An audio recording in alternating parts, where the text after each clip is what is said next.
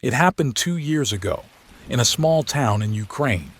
My uncle told this story when I still came to visit him in the hospital, just after what I will tell now. My uncle did not live very richly in those days and got a job as a watchman at a sawmill. And it was very large, there were many buildings and warehouses. In general, my uncle went around all this every night, checking. One day he went to the unfinished wing of the warehouse to check if everything was in order. He says he is walking along the corridor, and everything there is still just built. The windows have just been installed. This is on the second floor. And then the uncle notices a black silhouette ahead, moving towards him. Well, my uncle thinks it's homeless people again, or street kids who have gotten in. And most importantly, this silhouette moves straight towards the uncle, as if it does not see him. Uncle didn't think anything bad and walked towards him.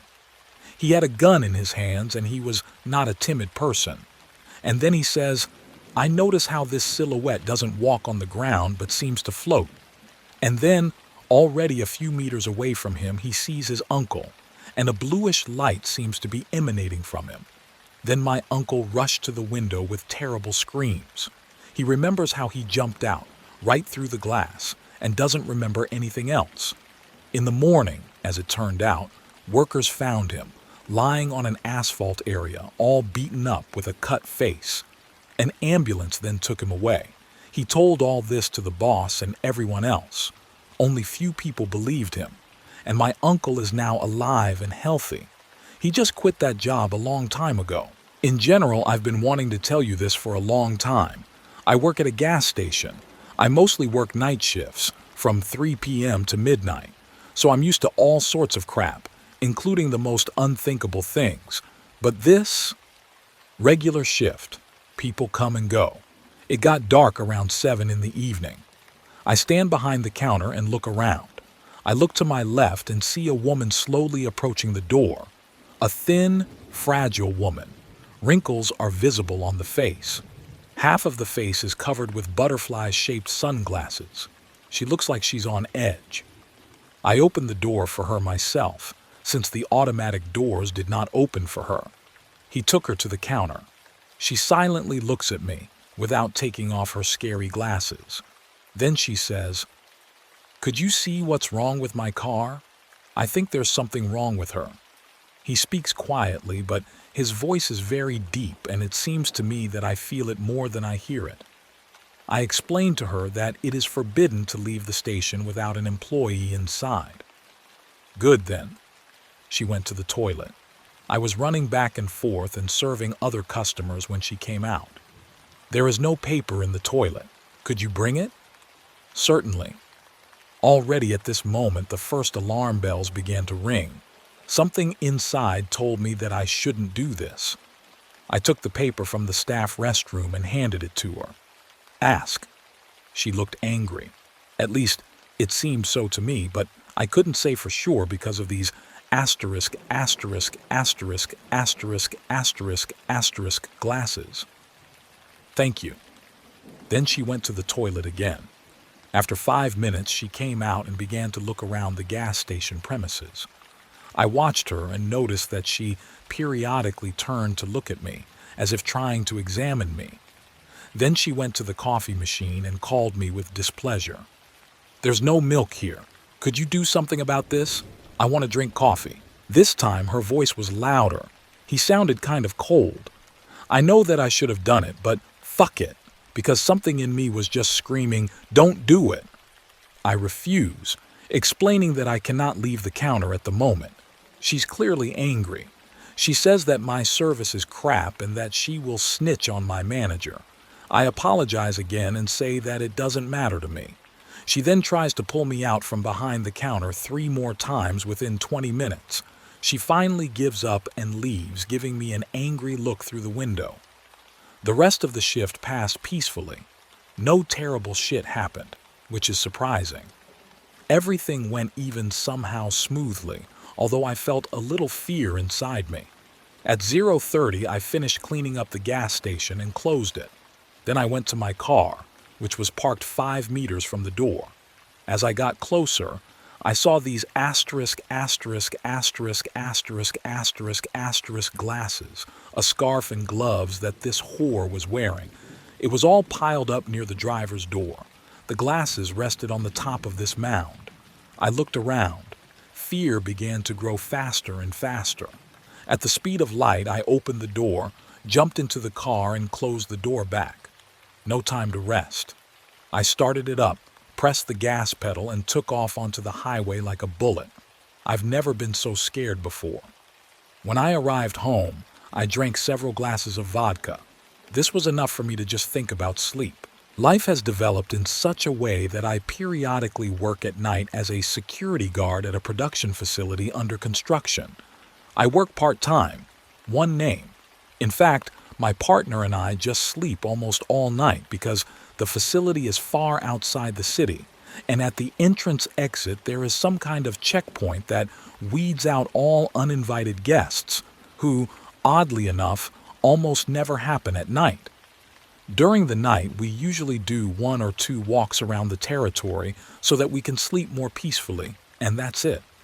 My partner is a simple village boy, a man who will find a common language with anyone, a typical brother-in-law. There is nothing more to say about him. It would seem that nothing special could happen here except perhaps some kind of major theft or bandit raid. So it would be better if the racketeers laid me face down on the floor or something else than for what happened to happen. It all started as always. However, how else could it all begin? We played cards, told stories, drank tea, and hung out on contact on our phones. They even did the rounds out of boredom. It was 3 o'clock in the morning, and we decided it was time to sleep. It is worth saying that in the guard's room there were, of course, no conditions for comfortable placement of the torso in a horizontal position, and we slept in an office building. My partner slept in the next room, a sign on the door that read "Driver's Restroom" on a short and narrow sofa, which I gladly gave up to him. My apartment was located on the floor above, in a room of unknown purpose, currently serving as a kind of warehouse of boxes with prefabricated furniture. Of particular value to me were the boxes with tabletops, long, wide, smooth. They lay in an even stack against the right wall of the rectangular room. There, I plunged into the arms of Morpheus. I closed both entrances to the second floor behind me, so that the authorities who decided to test their valiant employees would not burst into the room with me sleeping. Having wished each other a good night, we went to our respective rookeries. I left the door to the room slightly open so that light from the corridor could enter it, the room, in case I had to jump up sharply and run somewhere, so as not to run into boxes of furniture or fly into the same door. Putting the padded jacket under my head, I fell asleep almost immediately. However, he slept restlessly and woke up several times during the night for no apparent reason. It was during one of these awakenings that, through my heavy sleep, I felt somehow uneasy. I was lying facing the wall. My eyes were closed and my consciousness was a little slow, as is usually the case when I am asleep. No matter how trivial it may sound, I lay there and felt that there was someone else next to me. It was as if the air had become denser because of his presence, and his gaze was boring into my back. I squeezed my eyelids tightly to drive away this feeling, but then I suddenly heard a light creak of the door. But I'm alone on the entire floor. Only I have the keys to the doors. Without making noise, so as not to wake me up, no one could get in. If it had been the authorities, they would have checked my partner first, and he would have telephoned me somehow to warn me. Just a creak. Draft. The particle board of the door warmed up, expanded, and its center of gravity barely shifted, causing the hinges to creak slightly. Whatever. I almost calmed myself down, but the stupid feeling of someone else's presence did not want to recede. Just as I was about to hammer a reinforced concrete bolt onto it, I suddenly heard the voice of my partner. He called out to me. This threw me into a slight stupor because he couldn't be here. And why? If something happened, he would call. Without having time to find a logical explanation, I heard him again. Johnny, Johnny. There was no desire to respond to his call. Maybe I'm still asleep. Meanwhile, he continued to whisper, barely audible. Johnny Johnny, hey, look here. Come on, Johnny. It sent shivers down my spine. My mind, caught in a swamp-like slumber, couldn't think of anything better than pretending to be asleep, regardless of what my partner needed. After all, if it was something urgent or serious, he would have pushed me away long ago. And I would have woken up even earlier, hearing him breaking down the doors on the landing. It is so? Right. So I decided to make fun of it or something. Well, he went to hell. But how did he get to the second floor? Maybe they gave out a duplicate key or something. I didn't have time to think of soothing excuses.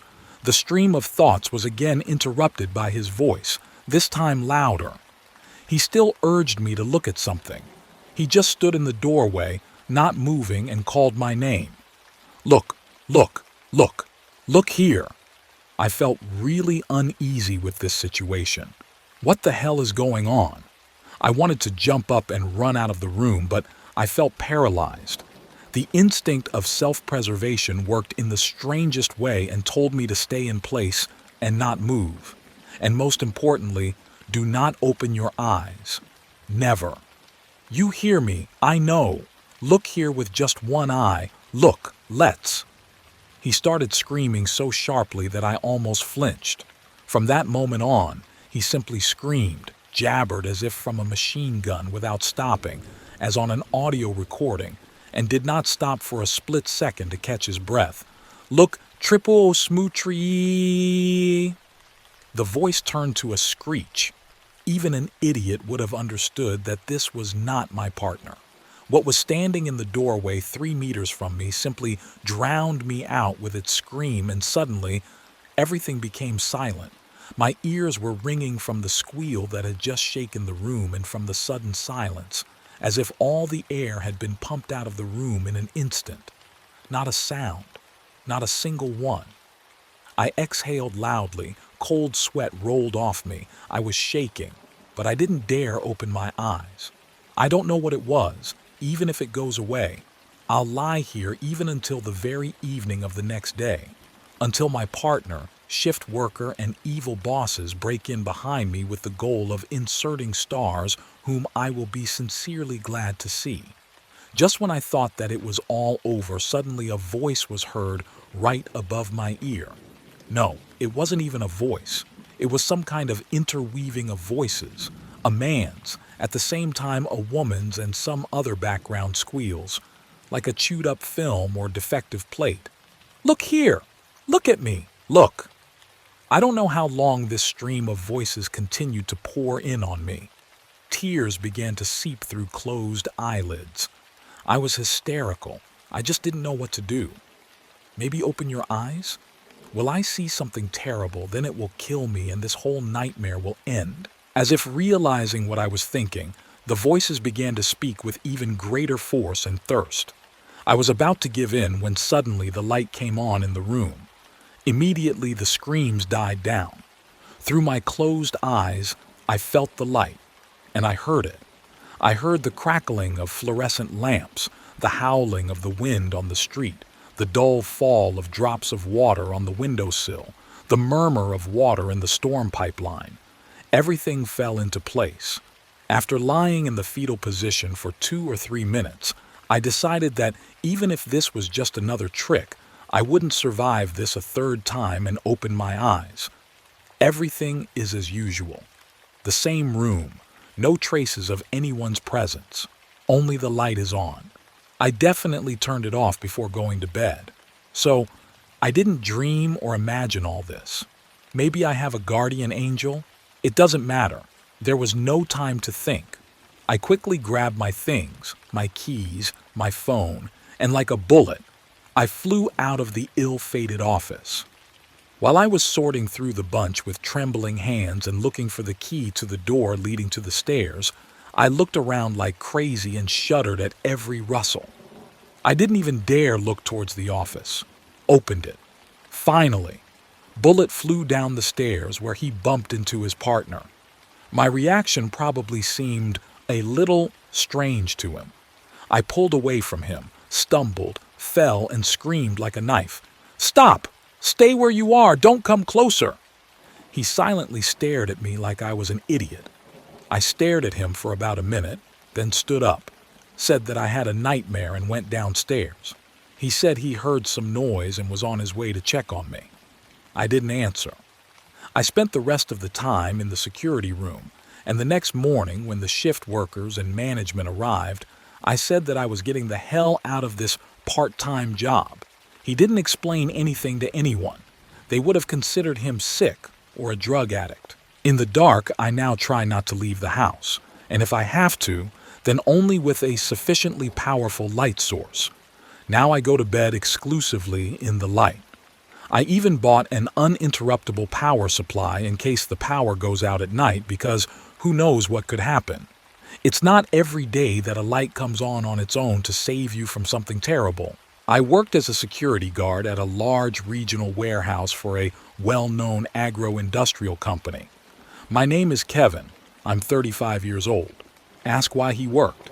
Yes, because I couldn't be there anymore after all the events that happened. But first things first. In total, the warehouse staff numbered 120 people, of which 10 were security. The territory had the shape of a square on the sides of which 2 checkpoints were located opposite each other. On the territory there were 7 hangars and several other buildings used by the personnel. 4 of us took shifts, respectively, 2 at each checkpoint. My shift partner's name was Yuri. We were the same age, and as a rule, we were always on duty together. The man Yurka himself was not bad, he just liked to drink, and that was partly what ruined him. One summer day, a new batch of poisons and fertilizers for the fields was delivered to our warehouses. They were brought in large plastic barrels of 500 liters each. The authorities immediately ordered that the chemicals be locked in one of the rooms and that no one should be allowed in there, saying they were very expensive. There is nothing to do. The word of the authorities is law. They closed and sealed everything as expected.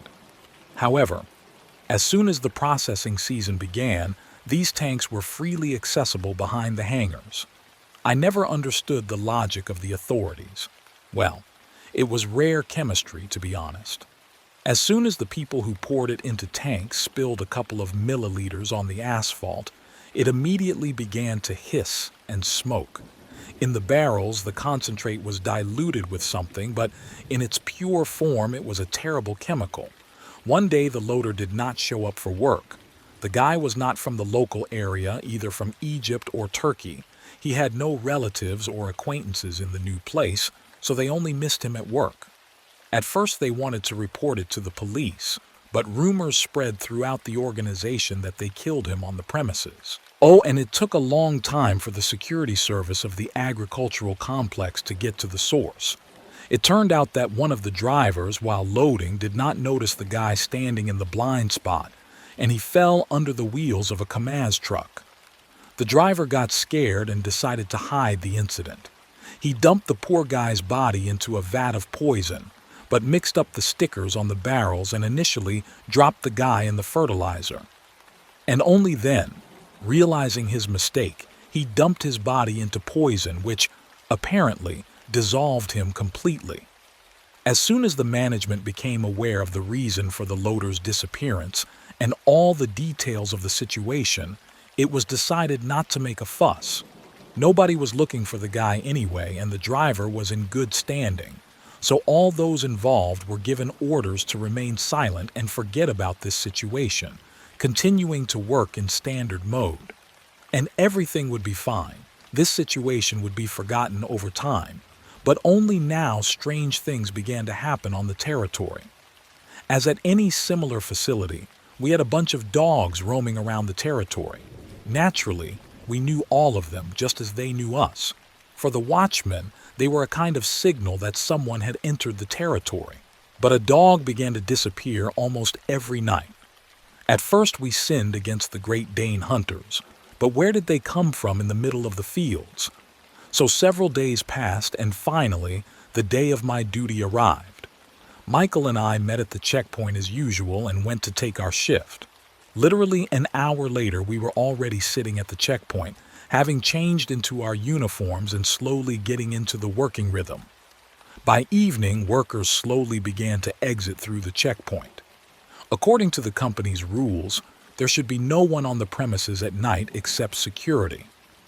As soon as the last worker left the territory and my partner and I put away the visitor log, I went to the porch, taking out a cigarette as I went. Yes, from what? But I never got rid of tobacco addiction.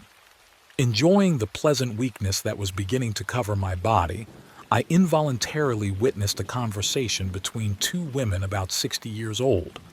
The people who worked here were mostly superstitious, especially if they were older. The first of the interlocutors said that it was not for nothing that the dogs disappeared, as if the spirit of the dead loader was taking revenge, while the second stood and nodded her head approvingly. I chuckled and finished my cigarette and went indoors to talk about local superstitions. Together we laughed at the absurdity of this assumption and went on our first round of the day. Our task was to check if everyone had left the territory and closed the premises.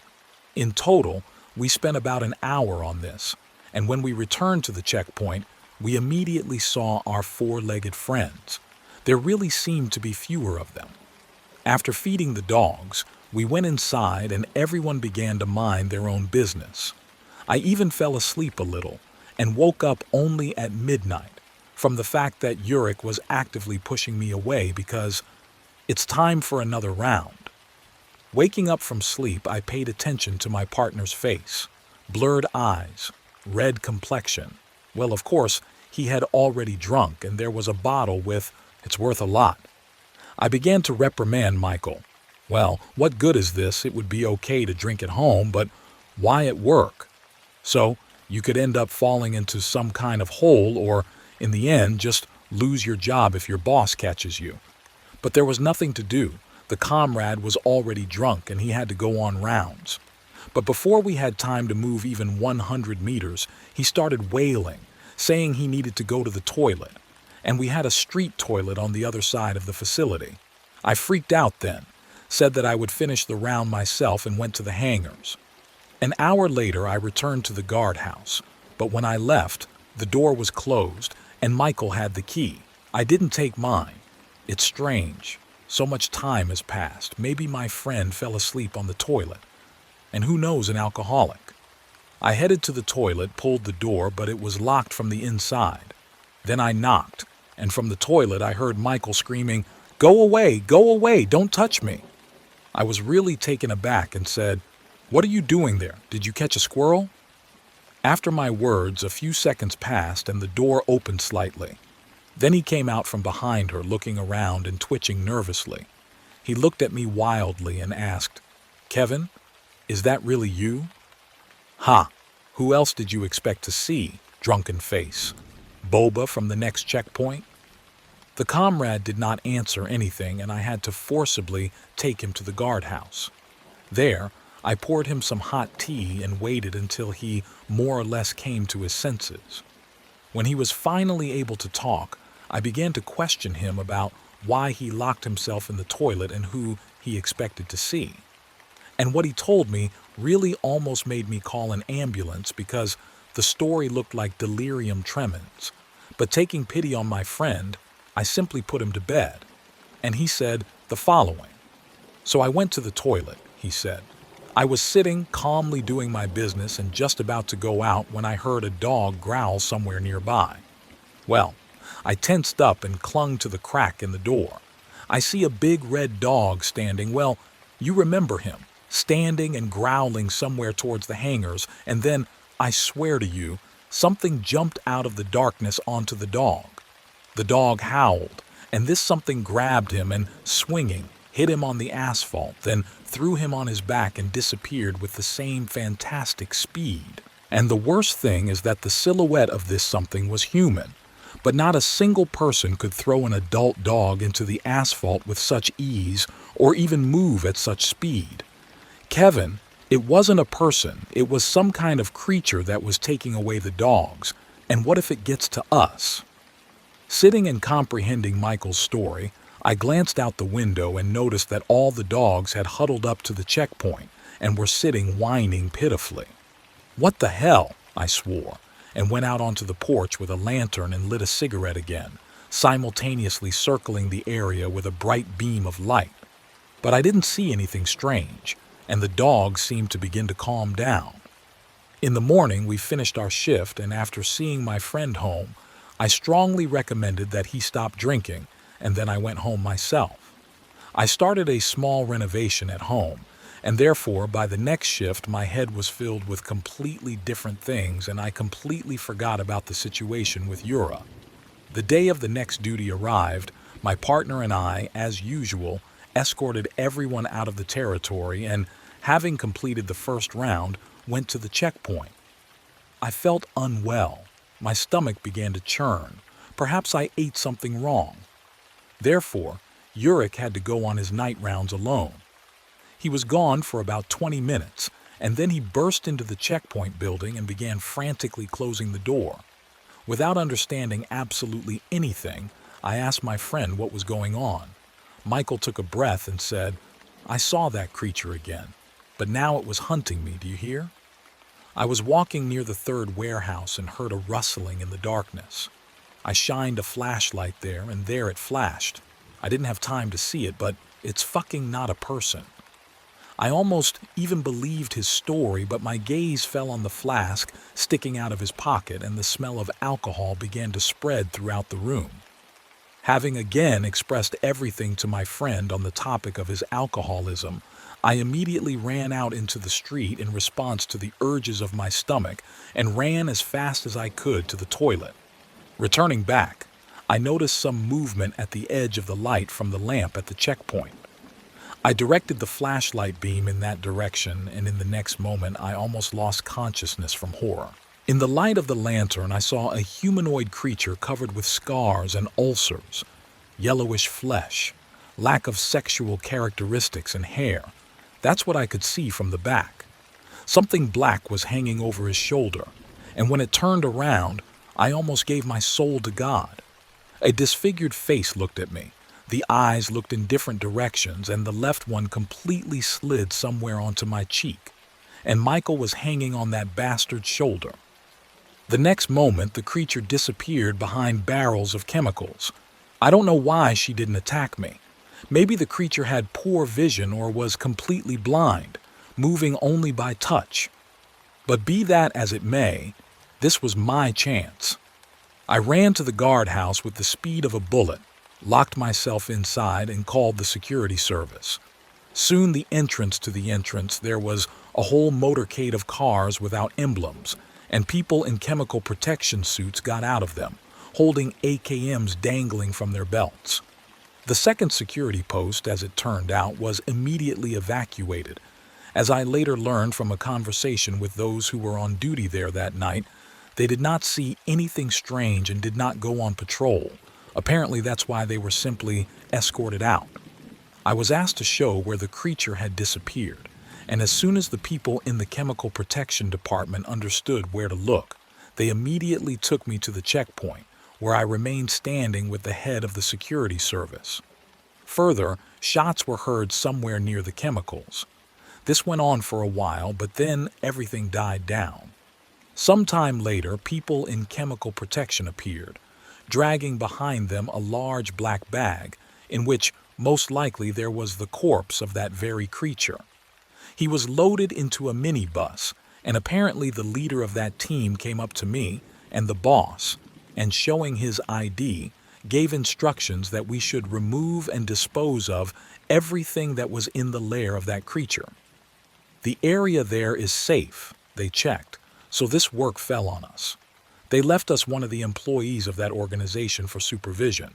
I asked him about the Yura, to which he replied, "You'll see everything for yourself." When the motorcade left, we took black bags and shovels, on the strong recommendation of that same employee, and headed towards the barrels.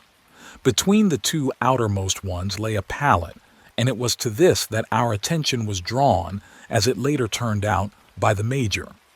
Having lifted the pallet, we found ourselves on the edge of a large hole, going down about 45 degrees. Having gone down there, we involuntarily gasped. The entire floor was strewn with the bones of dogs, and in some places there were still pools of blood that the earth could no longer absorb. Michael was here, or rather, what was left of him. His body was torn into 3 parts, and his head and chest were gnawed to the bone. The officer said to collect the remains of the animals, and he would take Miles' body himself, and he would also contact the relatives. Later, when we had done everything and stood near the checkpoint, I silently lit a cigarette, and as it seemed to me, I had aged 5 years in a day. I turned to the Major. "Officer, what was that?" As if weighing something, he began his story. "You see, Kevin, we are aware of the concealment of the loader's body from your management, and we believe that it was the fact that his body was first dipped in fertilizer and only then in acid that served as a catalyst for the mutation. The guy became what you basically saw for yourself. Unfortunately, this type of mutation has not yet been fully studied. Well, gentlemen, I will take a non-disclosure agreement from you.